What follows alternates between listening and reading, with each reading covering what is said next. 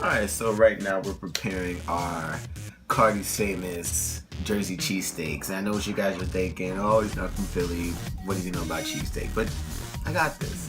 You know, I'm a very experienced, cultured chef, so I think I can handle this. So pretty much we're starting off with our, well actually we're starting off with our pots over there.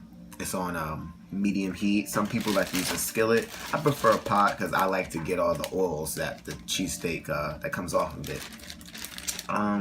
And some people also like to use red onions. Right now I'm using raw onions, so it just gives the steak a little more flavor. You know, for people who don't know how to chop, I like to go this, first, and then I go the other way. So prefer big pieces as well, but to each its own with the preference. And look, that onion looking nice and chopped.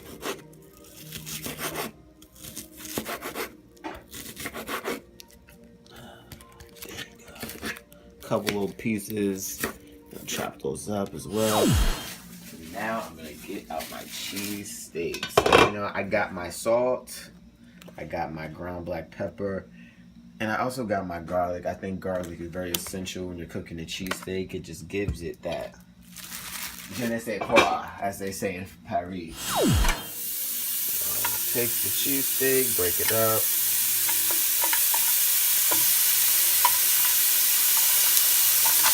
And, you know, one thing I will say too, you know, when you cook as much as I do, you know, I like to have guests over often, and, you know, we're always cooking very fabulous dishes, and sometimes my friends joke because they say I don't know how to cook anything not extravagant. You know, like, it's a joke amongst friends. They say, Cardi's always ODing, Cardi's always cooking lavish dinners, you know, when we're just trying to chill on a Friday night, but that's just who I am. You know, I was raised with the juices from the steak.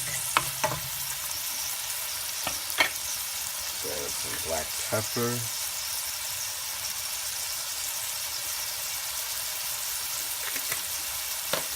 And garlic, which is very, like I said, very important.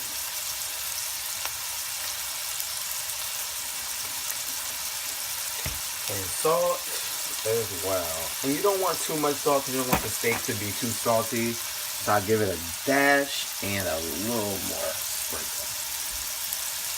Pour the up for good luck. Now I'm going to put those onions in there while this is still cooking. So that way, the onions very much cook with the steak.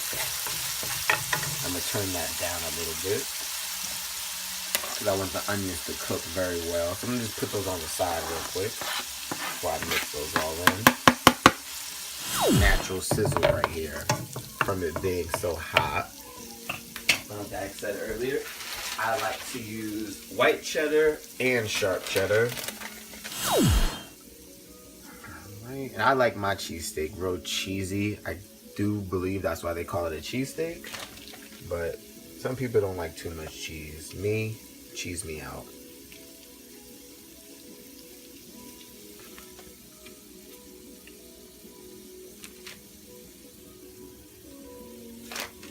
Official Cardi's cheese. Look at the cheese and the onions and all the meat.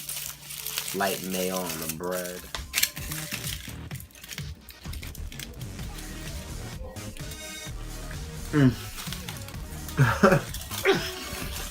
Oh my god.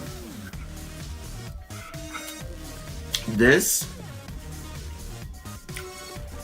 the sharp cheddars and the white cheddar and the sharp cheddar really blend and coexist so well with the fried onions, the caramel fried onions, and the steak is seasoned just right.